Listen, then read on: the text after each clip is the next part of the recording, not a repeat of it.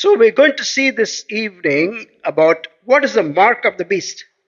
இந்த மாலை வேளையில நாம் பார்க்க போகிறது மிருகத்தின் முத்திரை என்னவென்று. Do you know that this is something in the Bible, in the book of Revelation? How many of you know that there's a about this mark of the beast? At least you have heard or seen or read or heard a message. எத்தனை பேருக்கு தெரியும் இது வந்து வெளிப்படுத்துதல் புத்தகத்தில் இது இருக்கிறது, இந்த மிருகத்தின் முத்திரை என்பது? அதை கேட்டிருக்கிறீர்களா, அதை பார்த்திருக்கிறீர்களா, படித்திருக்கிறீர்களா? Okay, some of you have done it. That's good. சில பேருக்கு தெரிகிறது, அது நல்லது. Okay, now if you go through the book of Revelation is a very challenging book for everybody. இந்த வெளிப்படுத்துதல் புத்தகம் வந்து எல்லாருக்குமே ஒரு சவாலான புத்தகமாக இருக்கிறது. Because it has images. அதுல வந்து படங்கள் இருக்கிறது. And lot of allusions to the Old Testament. அது பழைய ஏற்பாட்டு குறிப்புகளும் அதில் இருக்கிறது. And some of the terminologies are things that will no longer be easily understood by us. அதுல இருக்கிற சில காரியங்கள், சில கருத்துக்கள் எல்லாம் நம்மனால அதை வந்து சுலபமா புரிந்து கொள்ள முடியாது. So many people, even when they start reading it, after going for a few chapters, they would close by and think, let me go back to my own doctrinal books. நிறைய பேர் வந்து அந்த புத்தகத்தை, வெளிப்படுத்தல் புத்தகத்தை படிக்க ஆரம்பித்ததுக்கு பிறகு 2-3 அதிகாரத்திற்கு பிறகு அவர்கள் வந்து, எனக்கு இது ஒன்றுமே புரியவில்லை, நான் என்னுடைய உபதேசங்கள் இருக்கிற அந்த பழைய இதுக்கே நான் போய்விடுகிறேன் என்று அவர்கள் நிப்பாட்டி விடுவார்கள். Let me assure you that Revelation is the climax of the Bible. நான் உங்களுக்கு நிச்சயமாக சொல்லுகிறேன், அந்த வெளிப்படுத்துதல் புத்தகம் தான் அந்த வேதத்தின் இறுதியாக இருக்கிறது. Not only இறுதி, the climax. I don't think there's a hint. உச்சகட்டம். When you are actually watching a movie, a James Bond movie, any movie, how many of you will walk out just before the climax? நீங்கள் வந்து ஏதாவது ஒரு படம் பார்க்கும்பொழுது, James bond movie அந்த மாதிரியான படம் பார்க்கும்பொழுது எத்தனை பேர் வந்து அந்த முடிவு வருவதற்கு முன்பாக நீங்கள் கிளம்பி போவீங்க? Even when your wife says, let's go, it's boring. No, let's wait for the climax. உங்களுடைய மனைவி வந்து இது போர் அடிக்குது போவோம் அப்படின்னு சொன்னா, இல்ல நம்ம அந்த முடிவுக்காக, அந்த கிளைமேக்ஸ்க்காக வெயிட் பண்ணுவோம்னு சொல்லுவீங்க. Revelation is such a wonderful book. அந்த வெளிப்படுத்துதல் மிகவும் ஒரு அருமையான புத்தகம். It's the climax of the whole message of God. இந்த தேவனுடைய செய்தியின் உச்சகட்ட செய்தியாக இருக்கிறது. Anyway, just this afternoon we are just going to see a small part of that which is called the mark of the beast. இன்றைக்கு நாம் அதில் ஒரு சிறிய பகுதியை பார்க்க போகிறோம், அதுதான் மிருகத்தின் முத்திரை. Okay, you would find that in Revelation chapter 13 16 to 18 and 14:1. We are not going to read it just yet. Okay, but just remember that's the verses we are going to see. நீங்கள் இதை வந்து வெளிப்படுத்தல் புத்தகம் 13 16 18 நீங்கள் பார்க்கலாம், 14வது அதிகாரம் 1லையும் பார்க்கலாம். இப்பொழுது நாம் படிக்க போவதில்லை, ஆனால் அது Okay. Now there's a background to this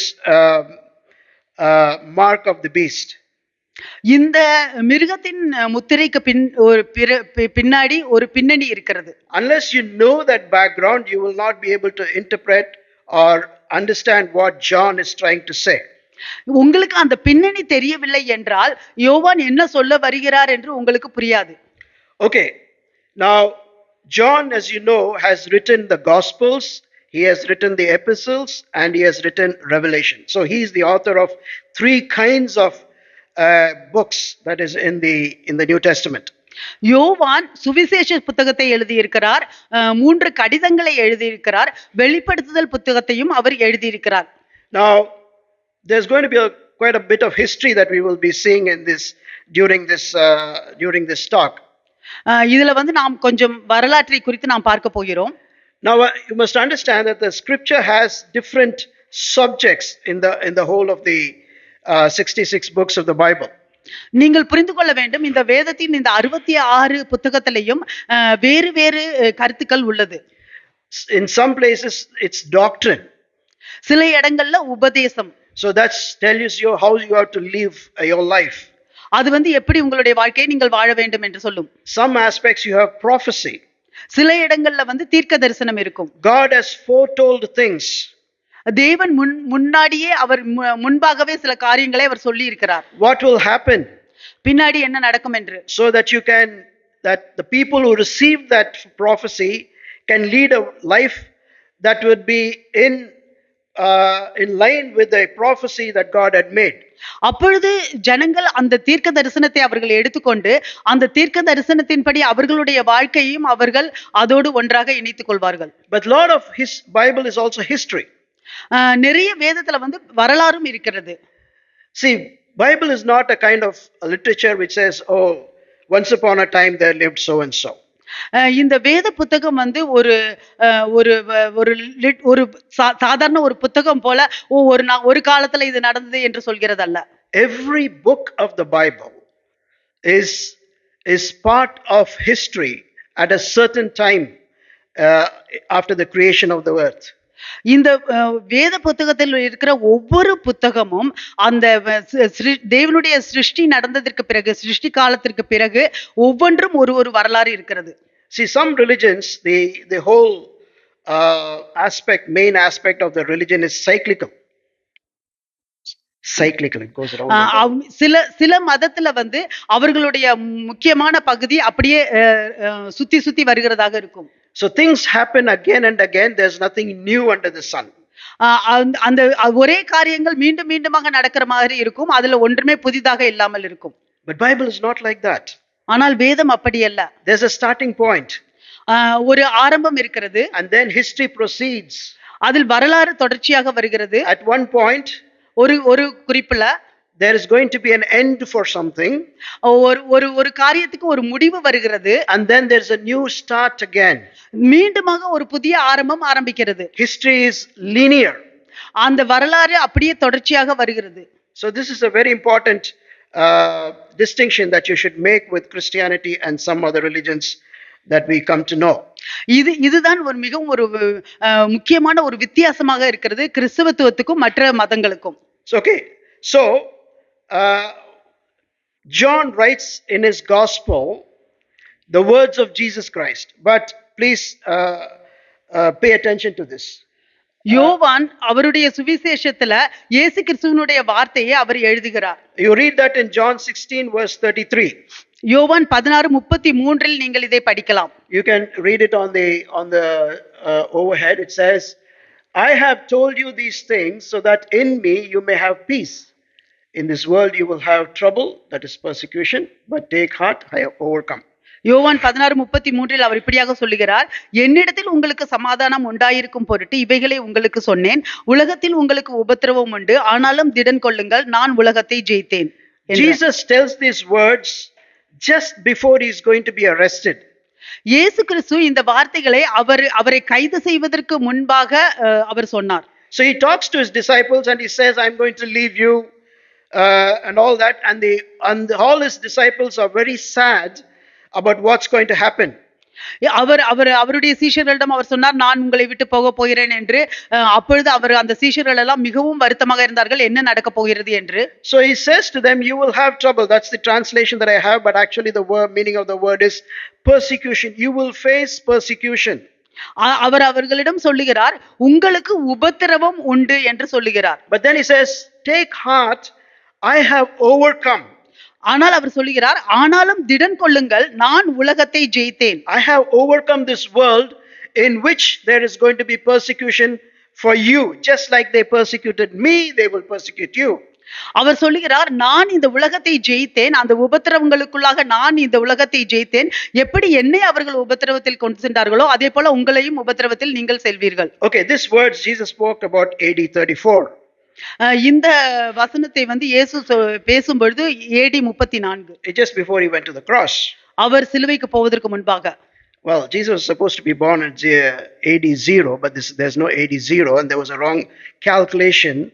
So it's either when he was actually born in AD 4. So that's why I'm saying it's 34, which means he was 33 and a half years at the time when he spoke these words.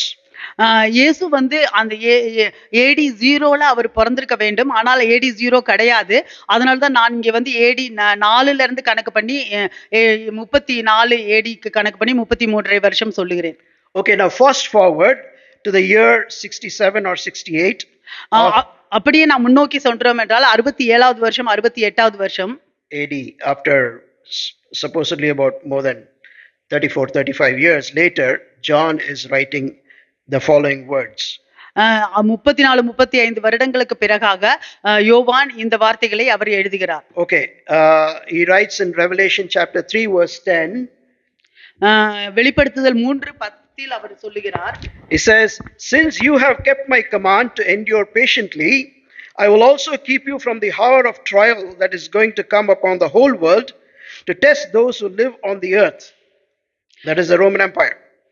என் பொறுமையை குறித்து சொல்லிய வசனத்தை நீ காத்து கொண்டபடியினால் பூமியில் குடியிருக்கிறவர்களை சோதிக்கும்படியாக பூச்சக்கரத்தின் மேலெங்கும் வரப்போகிற சோதனை காலத்திற்கு தப்பும்படி நானும் உன்னை காப்பேன். And verse 11 he says, "I am coming soon. Hold on to what you have so that no one will take your crown." 11வது வசனத்தில் அவர் சொல்லுகிறார், இதோ நான் சீக்கிரமாய் வருகிறேன், ஒருவனும் உன் கிரீடத்தை எடுத்துக்கொள்ளாத படிக்கு உனக்கு உள்ளதை பற்றி கொண்டு இரு. So Jesus says to his disciples,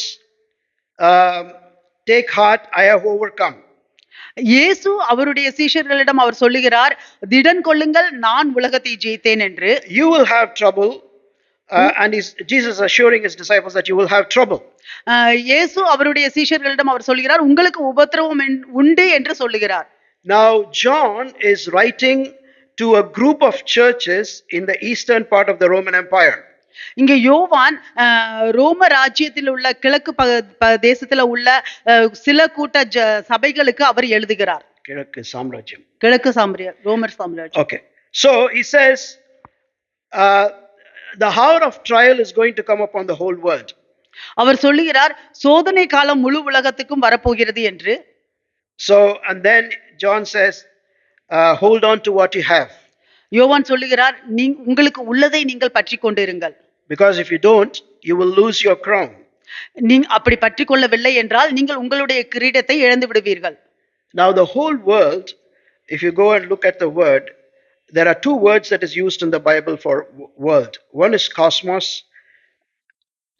அந்த முழு உலகத்துக்கும் இரண்டு வார்த்தை வேதத்துல சொல்லப்படுகிறது. ஒன்னு cosmos. The second word is ecumene. இரண்டாவது வீடு ஈக்குமெனே. இரண்டாவது வார்த்தை ஈக்குமெனே.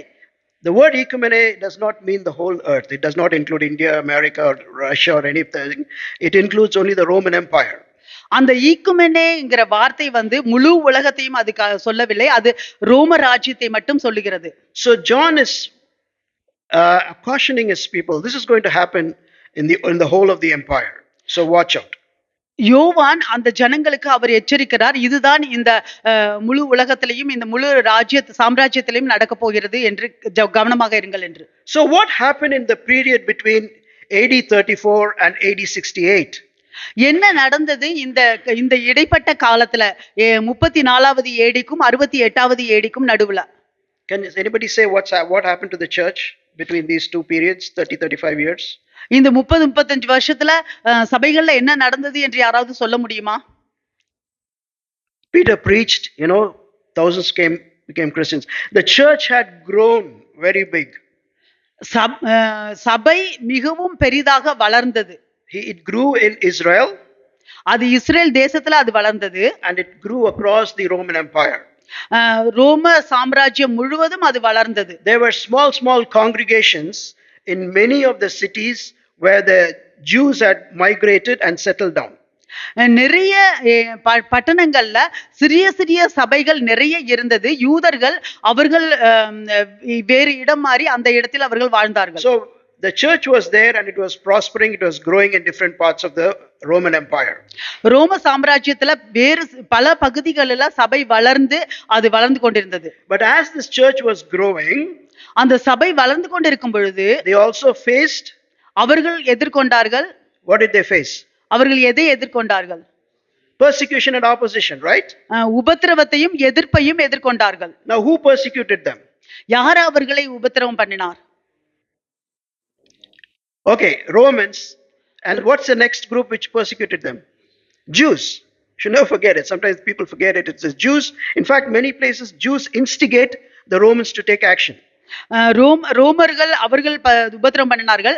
ஆனா நிறைய இடங்கள்ல யூதர்கள் உபத்திரவம் பண்ணார்கள். யூதர்கள் தான் அந்த ரோமர்களை உபத்திரவம் பண்ணுவதற்கும் தூண்டினார்கள். Okay, so these two groups are persecuting the church, and in spite of that the church is growing. இந்த இரண்டு கூட்ட ஜனங்களும் சபையை அவர்கள் உபத்திரவம் பண்ணி கொண்டிருக்கிறார்கள். இதற்கு மத்தியில அந்த சபை வளர்ந்து கொண்டிருக்கிறது. So there is fear also among the believers, both Jewish and the Gentile. The church is made up of Jewish and Gentile believers. There is a fear that what's going to happen to them in this coming years or decades or centuries who are living in the Roman Empire. அந்த ரோம சாம்ராஜ்யத்துல இருக்கிற யூதர்களும் சரி, புற ஜாதியார்களும் சரி, விசுவாசிகளுக்கு அவர்களுக்கு பயம் இருந்தது, வருகிற நாட்கள்ல வருகிற காலங்கள்ல என்ன நடக்க போகிறது என்று. So Revelation is a vision that was given by Lord Jesus Christ as what will happen to the persecutors and the persecuted.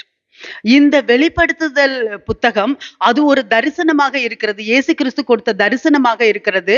இந்த துன்பப்படுத்துகிறவர்களுக்கும் துன்பப்படுகிறவர்களுக்கும் என்ன நடக்க போகிறது என்று. It seemed that the devil was running the affairs of the world because the Christians were being persecuted. இங்க பாக்குறதுக்கு அந்த சாத்தான் தான் இந்த உலகத்தை அப்படியே ஆண்டு கொண்டு இருக்கிறான், ஏனென்றால் கிறிஸ்தவர்கள் எல்லோரும் உபத்திரவத்தில் சென்று கொண்டு இருக்கிறார்கள் என்பது போல. But John is trying to portray a picture in which he says it's not Satan but it is Jesus Christ who is going to become the ultimate king. ஆனால் யோவான் இந்த இடத்துல அவர்களுக்கு ஒரு படத்தை காண்பிக்கிறார். அது சாத்தான் இல்லை, இயேசு கிறிஸ்து தான் ராஜாவாக இந்த உலகத்தை ஆளப் போகிறார் என்று. So that is why he starts with the word saying revelation of Jesus Christ. அதனால்தான் அந்த வார்த்தையை அது இயேசு கிறிஸ்துவின் வெளிப்படுத்துதல் என்று ஆரம்பிக்கிறது. The word revelation means unfolding or opening up. அந்த வெளிப்படுத்துதல் என்றால் அது ஒரு காரியத்தை குறித்து அது திறக்கிறது, ஒரு காரியத்தை குறித்து வெளிப்படையாக சொல்லுகிறது. How is Jesus becoming king? எப்படி இயேசு கிறிஸ்து ஒரு ராஜாவாக ஆகிறார்? He was crucified a few years ago. சில வருடங்களுக்கு முன்பாக அவர் சிலுவையில் அறையப்பட்டார்.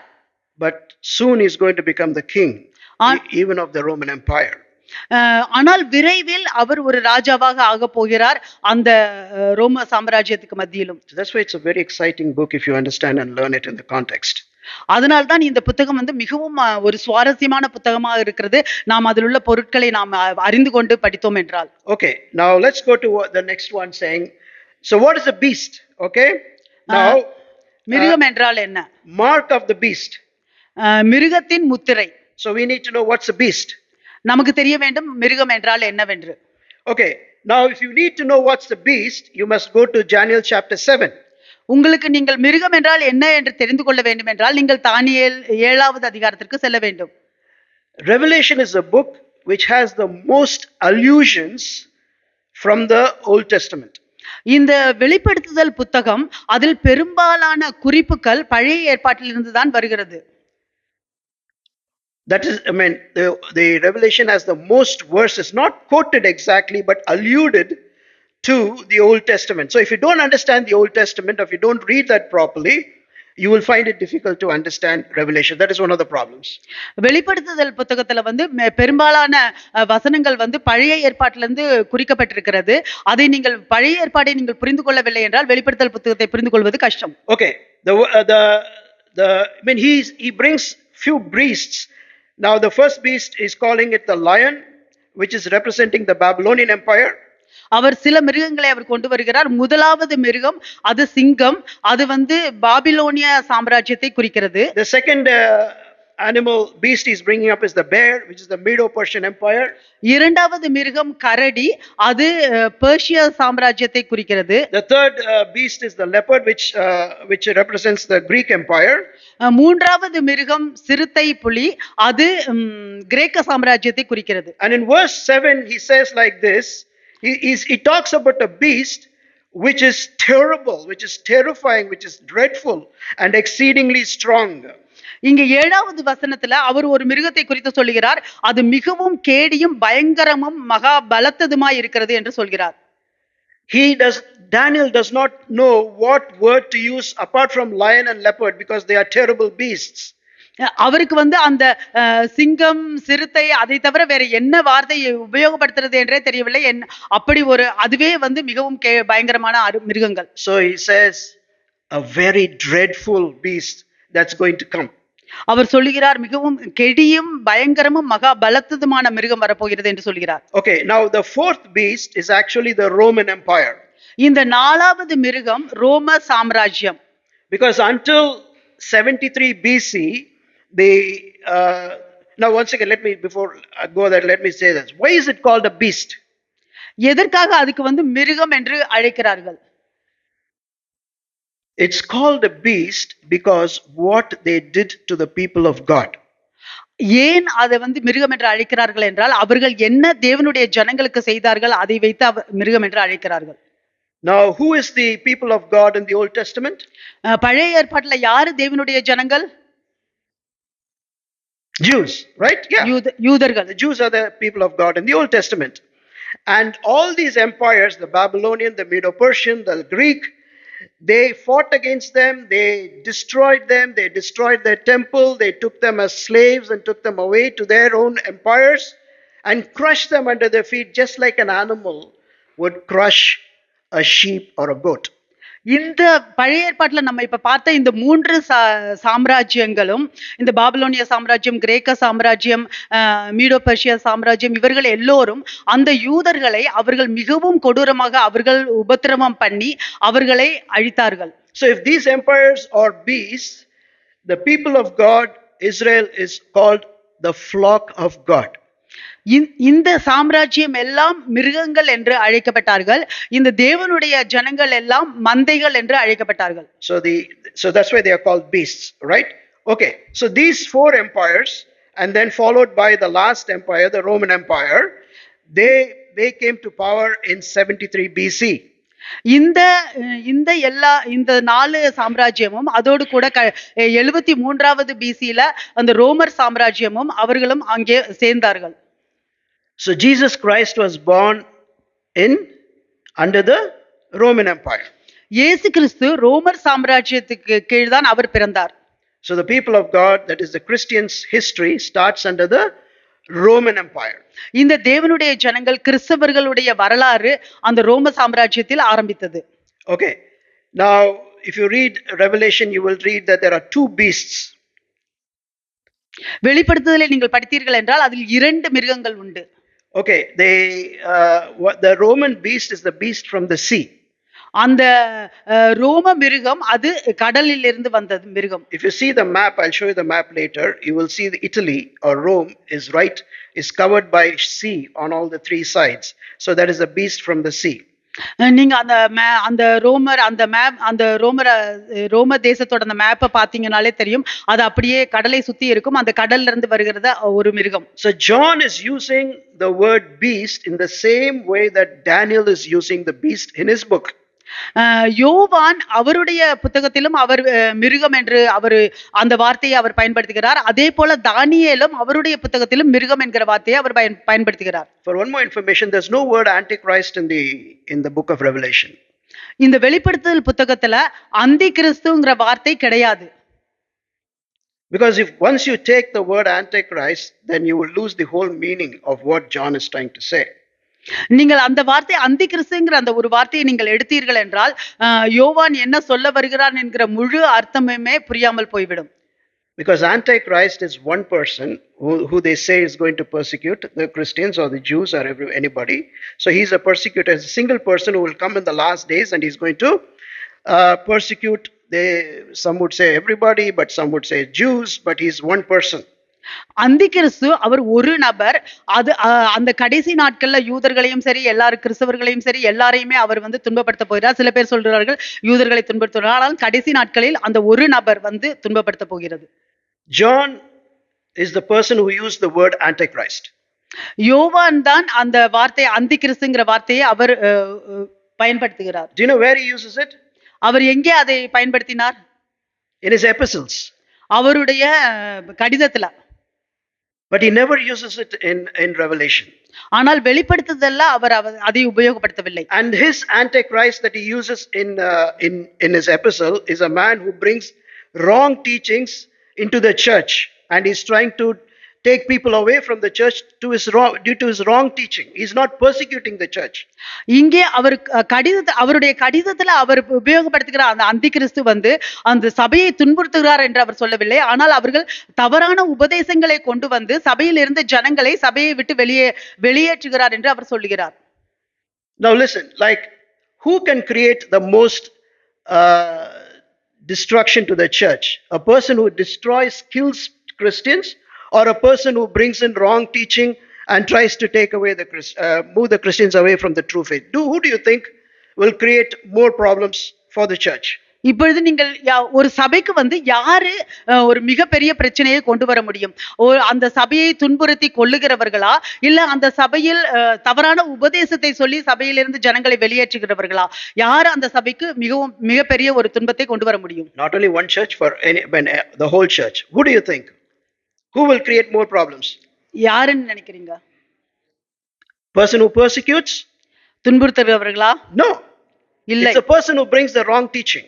யார் ஒருவர் தவறான உபதேசத்தை கொண்டு வருகிறார்களோ அவர்கள்தான். So it's the Antichrist is a person who will bring the wrong teaching into the church. அந்தி கிறிஸ்து தான் சபைக்கு தவறான உபதேசத்தை கொண்டு வருகிறது.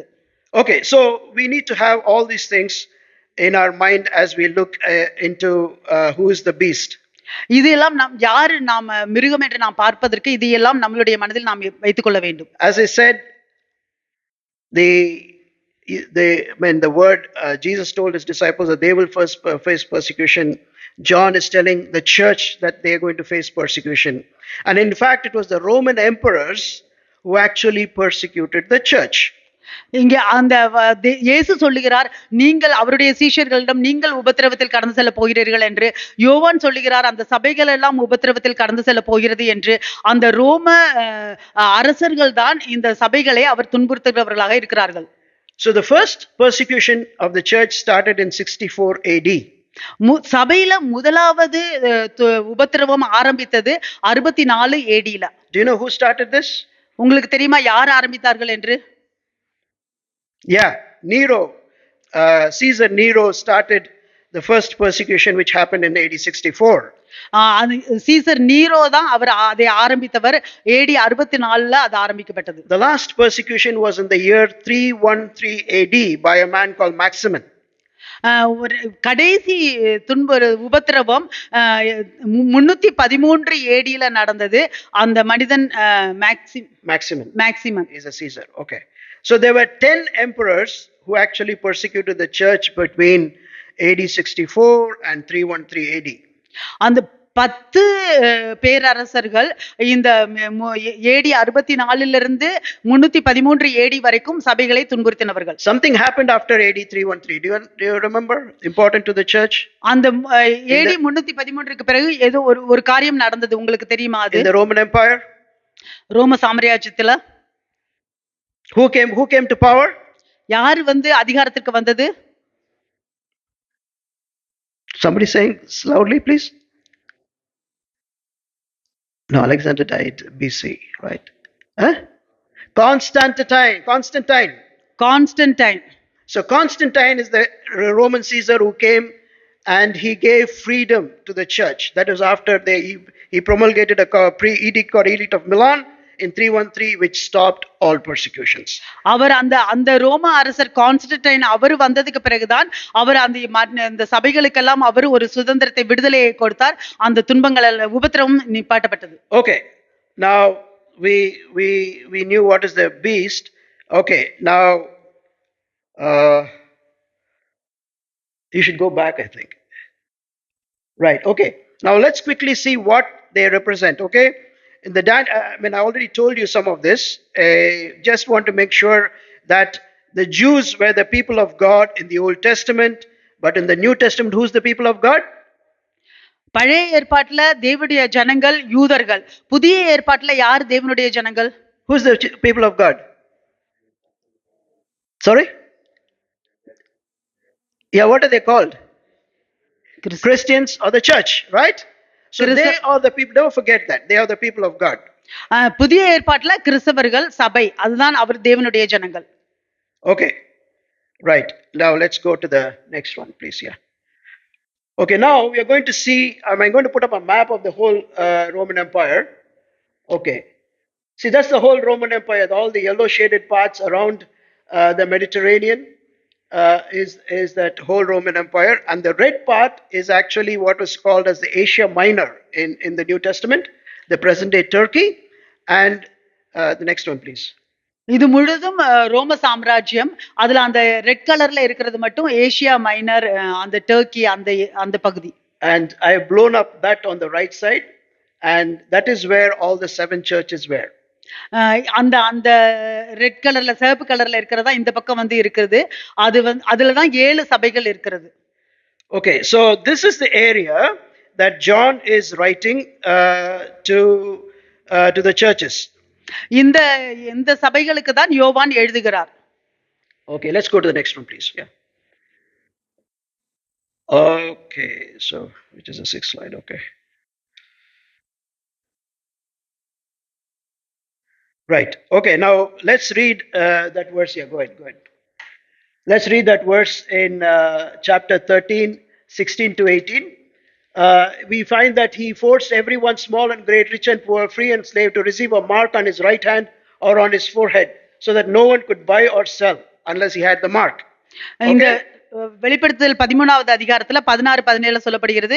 அதில் சிறியோர், பெரியோர், ஐஸ்வர்யவான்கள், தரித்திரர், சுயாதீனர், அடிமைகள் இவர்கள் யாவரும் தங்கள் தங்கள் வலது கைகளிலாவது நெற்றிகளிலாவது ஒரு முத்திரையை பெரும்படிக்கும். Okay, so there is one group of people are getting a mark on their foreheads or on the right hand. Okay, let's go to the next slide, please. இது ஒரு கூட்ட ஜனங்கள் அவர்களுடைய வலது கைகளிலும் நெற்றிகளிலும் அவர்கள் முத்திரையை பெறுகிறார்கள். Okay, so here second group is also getting a mark. இங்கே இரண்டாவது கூட்ட ஜனமும் அந்த இது முத்திரையை பெறுகிறார்கள். That you find in chapter 14 verse 1. அது 14வது அதிகாரம் 1வது வசனத்துல இருக்கு. Then this group has there are 144,000. They get the mark of his name, whose name? Jesus' name, and his father's name written on their foreheads. இந்த கூட்டம் வந்து இதோ Zion மலையின் ஆட்டுக்குட்டியானவரும் அவரோட கூட அவருடைய பிதாவின் நாமம் தங்கள் நெற்றிகளில் எழுதப்பட்டிருந்த 144,000 பேரையும் நிற்க கண்டேன். So there are 2 groups of people who are getting a mark. இங்கே 2 கூட்ட ஜனங்கள் இந்த முத்திரையை பெறுகிறார்கள். But they are different marks, not the same mark. அது ரெண்டு தனி வேறு வித்தியாசமான முத்திரை, ஒரே மாதிரியான முத்திரை அல்ல. Now people talk about the mark of the beast. இப்பொழுது மிருகத்தின் முத்திரையை குறித்து ஜனங்கள் பேசுகிறார்கள். Not many people would speak about the mark of Jesus Christ. பல பேர் வந்து இயேசு கிறிஸ்துவினுடைய முத்திரையை குறித்து பேசுவதில்லை. If the mark is going to be a computer chip, அந்த முத்திரை வந்து ஒரு கம்ப்யூட்டர் சிப்பாக இருந்துச்சுன்னா, so it will be either on the forehead or on the forearm. That's what they say. அது வந்து நெத்தியிலையோ இல்ல கையிலையோ. So what is the computer chip that will be going into the Christian's forehead? அந்த கிறிஸ்தவர்களுடைய நெத்தியில போகிற அந்த computer chip என்ன? Logically that's a question, isn't it? If they are getting a chip, these people also should be getting a chip. பார்க்க போனோம்னா அந்த அவங்களுக்கெல்லாம் அந்த கம்ப்யூட்டர் சிப் கிடைக்குதுன்னா இவங்களும் அதை தானே பெற்றுக்கொள்வார்கள். Is it true or not? அது உண்மையா இல்லையா? At least logical, right? So if during the time of the beast, you can be assured that your pastor will be lining all of you and then putting a chip on each of your forehead. So if you believe that that's what the chip, the mark of the beast means. Anyway, so 2 people are getting chipped into their thing. That's the teaching that is being given. இங்கே கொடுக்கப்பட்டிருக்கிறது 2 கூட்ட ஜனங்கள் அந்த முத்திரையை அவர்கள் பெறுகிறார்கள் என்று அந்த மாதிரியான ஒரு இது கொடுக்கப்பட்டிருக்கிறது இங்கே. But let me tell you what happened in history. ஆனால் நான் சொல்கிறேன் என்ன வரலாற்றில் நடந்தது என்று. Now I'm going to make a confession saying that I don't know really what is the mark of the beast really. நான் வந்து ஒரு அறிக்கை இடுகிறேன். எனக்கு வந்து உண்மையிலேயே மிருகத்தின் முத்திரை என்ன என்று எனக்கு தெரியாது. But I'll let you know what actually happened in history. ஆனால் வரலாற்றில் என்ன நடந்தது என்று நான் சொல்லுகிறேன். Okay, in the eastern part of the empire, அந்த கிழக்கு தேச சாம்ராஜ்யத்துல, go back and bring the map. Yeah, you see the red part is the eastern part of the empire. அந்த சிவப்பு கலர் வந்து கிழக்கு சாம்ராஜ்யம். And all the adjoining areas on the east side of the empire, அந்த கிழக்கு சாம்ராஜ்யத்துல உள்ள பக்கத்து பகுதிகள் எல்லாம், there was an emperor cult which was spreading very fast, particularly on the eastern side of the Roman Empire. அந்த கிழக்கு சாம்ராஜ்யத்துல வந்து அந்த அரசர்களை அவர்கள் தேவர்கள் போல அவர்கள் வணங்குவார்கள். அது அந்த இடத்துல எல்லாம் அந்த மாதிரியாக பரவி வந்தது. Right from the time of Augustus Caesar, and many Caesars considered themselves as God or proclaimed themselves as God. அந்த பல அரசர்கள் அவர்களை தேவன் என்று அவர்கள் சொல்லிக் கொண்டார்கள். And to show the the respect that everybody had, or the fear that everybody had for the empire, people had to offer sacrifices either for the emperor or to the emperor. அவர்கள் அந்த அந்த சாம்ராஜ்யத்துக்கோ இல்ல அந்த அரசருக்கோ அவர்களுக்கு பயம் இருக்கிறது, அவர்களை பின்பற்றுகிறார்கள் என்று காண்பிப்பதற்கு அவர்கள் பலி செலுத்த வேண்டும். At one stage when Christians were persecuted, அந்த கிறிஸ்தவர்கள் எல்லாம் உபத்திரவத்தில் போய் கொண்டிருக்கிற அந்த நேரத்தில் anybody can complain, oh, this man is a Christian. யார் வேணா குற்றம் சொல்லலாம், ஓ இந்த மனுஷன் வந்து கிறிஸ்தவன் என்று. I saw this man worshipping with another group of people, with other Christians.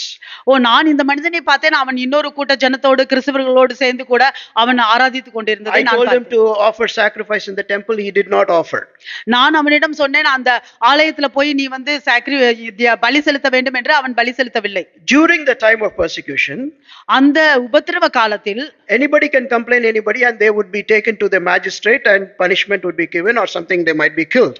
யார் வேணா யாரை பத்தி வேணா அவர்கள் குறை சொல்லலாம், அவர்கள் அந்த கோர்ட்டுக்கு கொண்டுட்டு போவாங்க, அவங்களுக்கு அதுக்கு தண்டனை கிடைக்கும். But certain emperors, ஆனால் சில அரசர்கள், they did not do that. அவர்கள் அதை செய்யவில்லை. They wanted to make sure that somebody is a real Christian, and they wanted to put a test to them. அவர்கள் வந்து உண்மையிலேயே கிறிஸ்தவர்களா என்று அவர்கள் சோதிக்க விரும்பினார்கள். So that it is not indiscriminate imprisonment and indiscriminate punishment, but rather examine a person and you find out whether he's a real Christian, and then you punish him. அவர்கள் வந்து அப்ப வந்து தண்டனையோ அவர்கள் வந்து தண்டனை கொடுக்கிறதையோ அவர்கள் குறைவாக சொல்லாமல் உண்மையிலேயே அவர்கள் கிறிஸ்தவர்களா என்று சோதித்து பார்த்து அதற்கு பிறகு அவர்கள் தண்டனை கொடுக்க விரும்பினார்கள். So what was the punishment? அந்த தண்டனை என்ன? It's the leaders, the pastors, the leaders of the churches, the bishops were actually murdered.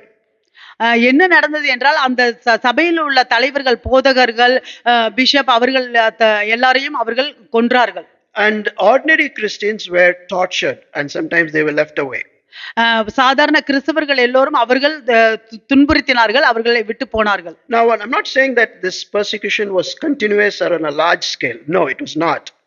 நான் சொல்லவில்லை இப்ப இந்த உபத்திரவம் மிகவும் பெரிதான அளவில் நடந்தது என்று இல்லை, அப்படி இல்லை. Sometimes the persecutions were more localized in certain towns, in certain cities, under certain kings or certain magistrates, but sometimes it was across the empire. சில நேரங்கள்ல அந்த இடத்துல, அந்த பட்டணத்துல, அந்த கோர்ட்ல அப்படியாக நடக்கும். சில நேரங்கள்ல அந்த முழு அந்த சாம்ராஜ்யத்திலையும் நடக்கும். Okay, so what happened in history? வரலாற்றுல என்ன நடந்தது? No, go forward the pictures. Okay, so if you see the picture, what is happening is called a libation. இந்த படத்தை பாத்தீங்கன்னா அங்க என்ன நடக்கிறது என்றால் libation. ஊற்றுகிறது. என்ன பானபலி. Okay, so that's what happening there. So you see the person who's offering the libation, she is wearing a laurel wreath. அங்க நீங்க பார்க்கலாம் அந்த படத்துல அவர்கள் வந்து அந்த பானபலியை செலுத்துகிறார்கள். அவர்கள் தலையில வந்து அந்த மலர் வளையத்தை போட்டிருக்காங்க. And then she's offering a liquid which could be water, honey, wine or oil. அவர்கள் அந்த பலி செலுத்துகிறது, அந்த பானபலி வந்து அது தண்ணீரானது. அது தண்ணியா இருக்கலாம், எண்ணெயா இருக்கலாம், இல்ல ஹனியா இருக்கலாம், ஒயினா இருக்கலாம். So they have to put that, and then there would be the sacrifice offered, and they have to taste that sacrifice. அந்த இடத்துல அவர்கள் வந்து அந்த மாதிரியாக பலி செலுத்த வேண்டும். அந்த பலி செலுத்தினது வந்து அவர்கள் ருசி பார்க்க வேண்டும். So some of the kings said, ask the Christians to come and do this, because true Christians will not do it, and we can catch them and we can punish them. இப்பொழுது அந்த சில ராஜாக்கள் சொன்னார்கள், இந்த இந்த இந்த இந்த செயலை எல்லா கிறிஸ்தவர்களையும் வந்து செய்ய சொல்லுங்க. உண்மையான கிறிஸ்தவர்கள் செய்ய மாட்டார்கள். அப்பொழுது நாம் அவர்களை பிடித்து நாம் அவர்களுக்கு தண்டனை கொடுக்கலாம். And if they are doing it, they anyway their faith is not strong and they are not going to be a Christian for long. So we need to actually catch the strongest ones and make sure that they are punished. இப்ப யாராவது வந்து கிறிஸ்தவர்கள் செய்தார்கள் என்றால் அவர்களுடைய விசுவாசம் அப்படி ஒரு பலமான விசுவாசம் கிடையாது. அவர்கள் வந்து கிறிஸ்தவர்களாக இருக்க போகிறதில்லை. ஆனால் நாம் உண்மையிலேயே விசுவாசமா பலமாக உள்ள கிறிஸ்தவர்களை நாம் பிடிக்க வேண்டும் என்று சொன்னார்கள். Next one, please. So once they offer this sacrifice, அவர்கள் அந்த பலியை அவர்கள் செலுத்தினதுக்கு பிறகு they would get a one-page certificate. அவர்களுக்கு இந்த ஒரு பக்கத்துக்கு உள்ள ஒரு சர்டிபிகேட் கிடைக்கும். It was called a libellus. அதுக்கு பேரு லிபல்லஸ். So that's actually a real libellus that was actually offered to people, and this was like they have found out about more than 200 libelli across the Roman Empire in different places. So this is called a libellus, a one-page certificate. இது உண்மையிலேயே கொடுக்கப்பட்ட அந்த லிபல்லஸ் தான். அந்த ஒரு பக்கம் உள்ள ஒரு அந்த சர்டிபிகேட். அத ரோம சாம்ராஜ்யத்துல 200க்கு மேல அவங்க அதை பார்த்தார்கள். So what does this libellus say? இந்த லிபல்லஸ்ல என்ன சொல்லி இருக்கும்? It says that this person so and so on this date he has offered a libation, and I was their name is given. The person who did that, their name was given, and a person who witnessed that, his name is given, and the official's name is there, and underneath the king's name. All these details are there, and it is given in a parchment or a papyrus thing as a certificate. அந்த ஒரு பக்கத்துல என்ன இருக்கும்னா, இந்த பெயர் கொண்ட இந்த நபர் வந்து இந்த பான பலியை அவர்கள் செலுத்தினார்கள், இதற்கு நான் சாட்சியாக இருக்கிறேன் என்று அவர்கள் பேரு, செலுத்தினவர்களுடைய பேரு, அந்த அதிகாரியோட பேரு எல்லாம் போட்டு அந்த ஒரு பக்கத்துல அந்த சர்டிபிகேட்ல இருக்கும். So this was their protection.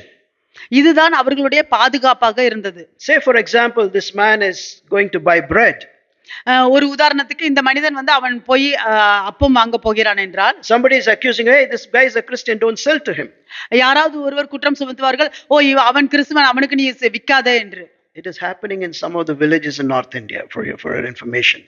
If there are Christians, they have been asked to boycott them, not to give them anything. So anyway, but when somebody says this man is a Christian, he can always show, look, I have this. Okay? யாராவது ஒருவர் சொன்னார்கள் என்றால், இவன் கிறிஸ்தவன், இவனுக்கு கொடுக்காத என்று அவன் காண்பிக்கலாம். இந்த சர்டிபிகேட்டை அவன் காண்பிக்கலாம். Similarly, if he is selling wool in the market, இந்த மார்க்கெட்ல வந்து இந்த wool விக்கிறாங்கன்னா, if somebody says, hey, don't buy from him, he's a Christian, இவனிடமிருந்து நீ வாங்காத, அவன் வந்து கிறிஸ்தவன் என்று சொல்லும் பொழுது, he can always show this. So look, I have already offered my sacrifice. அவன் சொல்லலாம், நான் என்னுடைய பானபலியை நான் செலுத்தி விட்டேன் என்று. So you understand, this really happened. இது உண்மையிலேயே நடந்தது. Now I'm not saying that's what John is saying, but something similar, like you cannot buy or sell without whatever is the mark of the beast, which actually puts a lot of Christians who followed the Lord faithfully into deep trouble. யோவான் அதை சொல்லவில்லை, ஆனால் அதுக்கு நிகராக அவன் சொல்லுகிறான், யார் ஒருவர் விற்கவும் முடியும். யோவான் சொல்லல, நான் சொல்றேன். I'm not saying that this is what John is trying to say. யோவான் இந்த மாதிரி சொல்ல வராருன்னு நான் சொல்லல, ஆனா இதுக்கு நிகராக தான் அவர் சொல்லுகிறார். யார் ஒருவர் விற்கவோ வாங்கவோ வேண்டும் என்றால் நீங்கள் இந்த மிருகத்தின் முத்திரையை அணிந்திருக்க வேண்டும் என்று. இது உண்மையிலேயே வந்து நியாயப்பிரமாணத்தை பின்பற்றுகிற கிறிஸ்தவர்களுக்கு இது மிகவும் துன்பமாக இருக்கிறது. So just like today, some people overcame this problem. சில பேர் வந்து இந்த மாதிரியான பிரச்சனையை அவர்கள் மேற்கொள்ளுகிறார்கள். Some Christians, சில கிறிஸ்தவர்கள், so they actually paid money and got this libellus. அவர்கள் வந்து பணத்தை கொடுத்து இந்த லிபல்லஸை வாங்குகிறார்கள். But if somebody had influential friends, they got it from them. இல்லை, அவர்களுக்கு வந்து ஒரு நண்பர்கள் இருந்தார்கள் என்றால் அவர்கள் மூலமாக அவர்களுக்கு கிடைக்கிறது. Because without that, life would have been very difficult for them. அது இல்லாமல் அவர்களுக்கு வாழ்க்கை வந்து மிகவும் கஷ்டமாக இருந்திருக்கும். Now this created a lot of problems in the church. இந்த சபையில வந்து இது நிறைய பிரச்சனைகளை உண்டாக்கினது. Because after the persecutions were over, what do you do with people who had recanted or offered the sacrifice? Can they be taken back into the church? இப்ப இந்த உபத்திரவம் எல்லாம் முடிந்ததுக்கு பிறகு என்ன செய்ய போகிறீர்கள்? இந்த மாதிரியான செய்தவர்களை எல்லாம் மீண்டுமாக சபைக்குள்ளாக எடுத்துக்கொள்ள போகிறார்களா? Okay, so the mark of the beast மிருகத்தின் முத்திரை is, what is this? அது என்ன? So the mark of the beast is the position or whatever you do or whatever you take which actually shows that you have broken your covenant with Jesus Christ. இந்த மிருகத்தின் முத்திரை நீங்கள் எதை பண்ணினாலும் எதை செய்தாலும் அதை நீங்கள் எடுத்துக்கொள்ளும் பொழுது நீங்கள் இயேசு கிறிஸ்துவோடு உள்ள உடன்படிக்கையை உடைத்து விட்டீர்கள் என்று சொல்லுகிறது. And on the contrary, அதற்கு மாறாக if you don't fall, if you don't succumb to the problem that has been created and placed in front of you, and you had been faithful to Jesus, that is the mark that the Son of God would put upon you. அதற்கு மாறாக நீங்கள் உங்களுக்கு முன்பாக வைத்திருக்கிற அந்த பிரச்சனை உபத்திரவம் எல்லாவற்றிலும் நீங்கள் விழுகாமல் நீங்கள் பலமுள்ளவர்களாக நீங்கள் விசுவாசத்தோடு நின்றீர்கள் என்றால் உங்களுக்கு இயேசு கிறிஸ்துவினுடைய முத்திரை கொடுக்கப்படும். Okay, the last slide please. So that's what I'm trying to say here. So you should understand the beast is the Roman Empire. அந்த மிருகம் ரோம சாம்ராஜ்யம். The horns, I mean, if you read Revelation, it says the beast had so many horns and all that. The horns were actually the kings or the individuals. அந்த அந்த மிருகத்துல இருக்கிற அந்த கொம்புகள் வந்து அந்த ஒவ்வொரு ராஜாக்களும் ஒவ்வொரு தனித்தனி ராஜ்யமும். Okay, mark is actually a symbol or an act which both believers and unbelievers had or did. அந்த முத்திரை என்பது அது விசுவாசிகளும் சரி அவிசுவாசிகளும் சரி அவர்கள் செய்த செயல் அடையாளம். Okay, so overcoming is actually to be faithful to the Lord Jesus Christ in the face of opposition or persecution. மேற்கொள்வது என்றால் இயேசு கிறிஸ்துவின் மேல விசுவாசமாக இருக்கிறது எதிர்ப்புக்கும் உபத்திரவத்துக்கும் மத்தியிலும். So John exhorts his church people to be obedient and faithful to the only King, Lord Jesus Christ, and not to an earthly king or a small g God.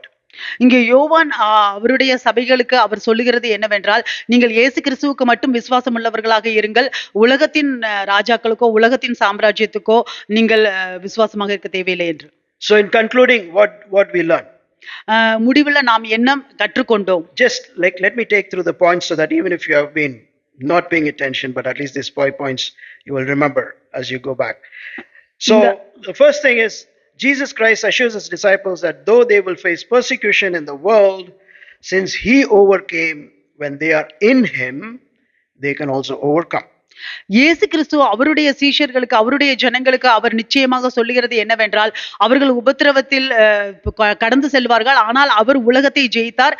யார் ஒருவர் இயேசு கிறிஸ்துவுக்குள் இருக்கிறார்களோ அவர்களும் உலகத்தை ஜெயிக்க முடியும் என்று. I told in the beginning that is anything impossible with God? And we said no, nothing is impossible with God. So we can overcome through him and when we are in him. That is the major lesson of this whole talk. நம்ம ஆரம்பத்துல பார்த்தபோது தேவனால முடியாத காரியம் ஒன்று உண்டா, இல்ல தேவனால முடியாத காரியம் ஒன்றுமே இல்லை என்று நாம் இயேசு கிறிஸ்துவுக்குள்ளாக இருக்கும் பொழுது அவர் மூலமாக நாம் என்ன மாதிரியான பிரச்சனையையும் மேற்கொள்ள முடியும். So John specifically gives the challenge to the 7 churches on the eastern part of the Roman Empire, because those churches are going to face a lot more persecution, and he wants them to be overcomers. He says to every church, to 7 churches, he says overcome, and he wants them to be overcomers when they face persecution. யோவான் குறிப்பாக அந்த 7 சபைகளுக்கும் அவர் சொல்லுகிறார், அவர்கள் ஏனெனில் அவர்கள் நிறைய உபத்திரவங்களை கடந்து செல்ல போகிறார்கள். அவர்களிடம் ஒவ்வொரு சபைக்கும் அவர் சொல்லுகிறார், நீங்கள் மேற்கொள்ள வேண்டும், ஜெயிக்க வேண்டும், மேற்கொள்ள வேண்டும், ஜெயிக்க வேண்டும் என்று. And we see that nearly 10 kings starting from Caesar Nero to Caesar Maximian persecuted the Christians. நான் பார்த்தோம், சீசர் நீரோல இருந்து சீசர் மேக்சிமம் வரைக்கும் 10 ராஜாக்கள் சபைகளை துன்புறுத்தி கொண்டிருந்தார்கள். So John is telling to the Christians who are going to face these persecutions how they have to live, how they can overcome. That's, if you read the whole of Revelation, this is a major topic in that. How can you overcome, and how did they overcome through these 300 years of intense persecution? இங்கே யோவான் அந்த கிறிஸ்தவர்களுக்கு சபைகளுக்கு அவர் சொல்கிறார், அந்த அதை முழுவதுமாக அந்த வெளிப்படுத்தல் படித்தோம் என்றால் நமக்கு தெரியும் அந்த 300 வருஷமும் எப்படி அவர்கள் அந்த உபத்திரவங்களில் அவர்கள் மேற்கொண்டார்கள், ஜெயித்தார்கள் என்று தெரியும். Unfortunately, many Christians were not faithful. They succumbed to the threats and offered the libation. துரதிருஷ்டவசமாக பெரும்பாலான கிறிஸ்தவர்கள் அவர்கள் விசுவாசமாக இல்லை, அவர்கள் அந்த பானபலியை செலுத்தினார்கள். I'm not saying பெரும்பாலான கிறிஸ்தவர்கள், I'm not saying many Christians. Some Christians did that. சில கிறிஸ்தவர்கள். And while some Christians were strong in their faith and in the face of death or torture, they did not obey their kings. சில கிறிஸ்தவர்கள் அவர்கள் மிகவும் பலமுள்ளவர்களாக இருந்தார்கள் விசுவாசத்தில், அந்த உபத்திரவத்திலும் அந்த துன்பத்திலும் மரணத்திலும் அவர்கள் கீழ்ப்படியவில்லை. Jesus Christ says in Matthew 5 verse 5, இயேசு கிறிஸ்து சொல்கிறார் மத்தேயு 5:5, the meek will inherit the earth. சாந்த குணமுள்ளவர்கள் பூமியை சுதந்தரிப்பார்கள். சாந்த குணமுள்ளவர்கள் பாக்கியவான்கள்.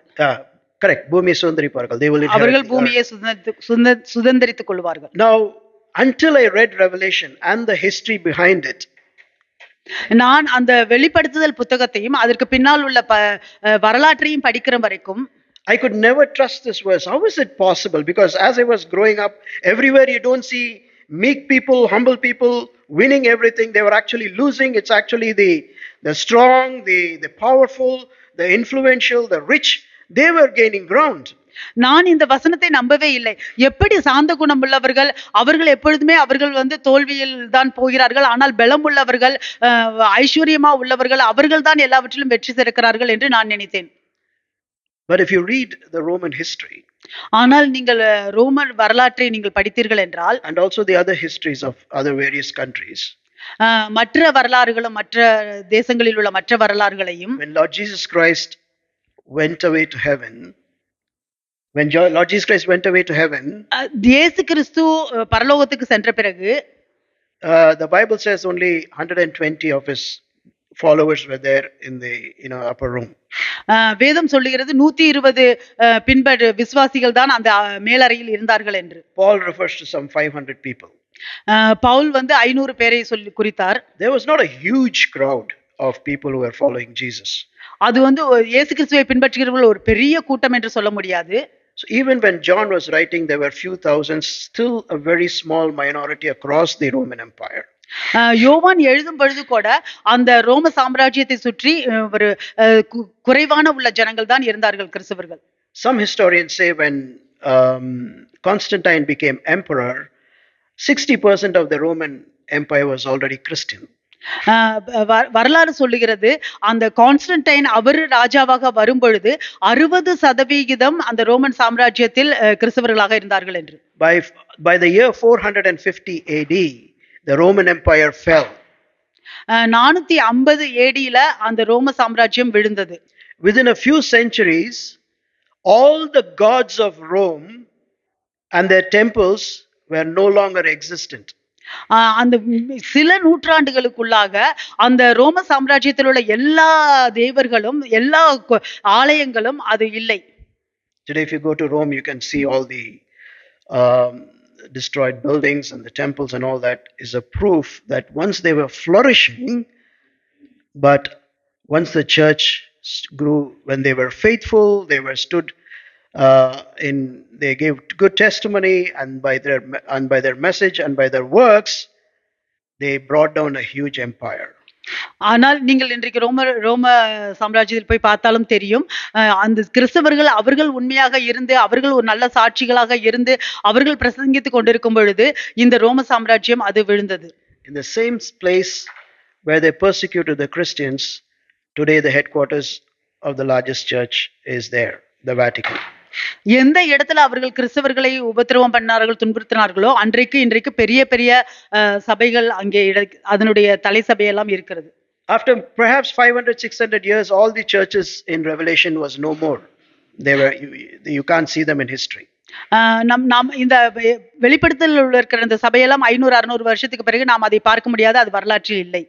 Maybe these churches had stood as a testimony to bring this beast down.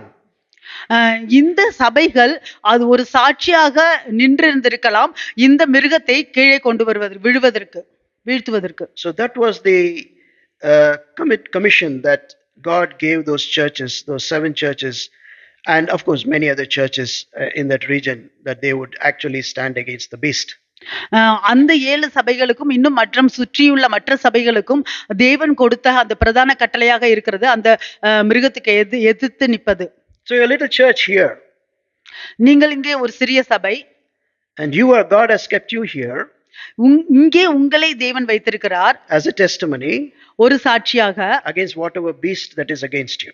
உங்களுக்கு எதிராக என்ன மாதிரியான மிருகங்கள் இருக்கிறதோ அதற்கு எதிராக. The story of Revelation is an ongoing story. இந்த வெளிப்படுத்துதல்ல இருக்கிற இந்த கதையானது அது தொடர்ச்சியாக சென்று கொண்டிருக்கிற ஒரு கதை. John says there are several antichrists. யோவான் சொன்னார் நிறைய அந்தி கிறிஸ்துக்கள் இருக்கிறார்கள் என்று. Antichrist will keep coming.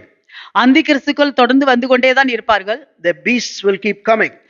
மிருகங்கள் தொடர்ச்சியாக வந்து கொண்டேதான் இருக்கும். As long as the church is there, சபை அங்கே இருக்கிற வரைக்கும் you will have your struggle against the beast. உங்களுக்கு அந்த மிருகத்துக்கு எதிராக உங்களுக்கு போராட்டம் உண்டு. And Jesus' words to you is, ஆனால் இயேசு கிறிஸ்துவினுடைய வார்த்தை உங்களுக்கு, you will have trouble, உங்களுக்கு உபத்திரவம் உண்டு, but overcome. ஆனால் நீங்கள் உலகத்தை ஜெயிப்பீர்கள். Overcome. மேற்கொள்ள வேண்டும். Just like I overcame. நான் எப்படி மேற்கொண்டேனோ ஜெயித்தேனோ அதே போல. May God bless his words to us. உங்களை தேவன் ஆசீர்வதிப்பாராக.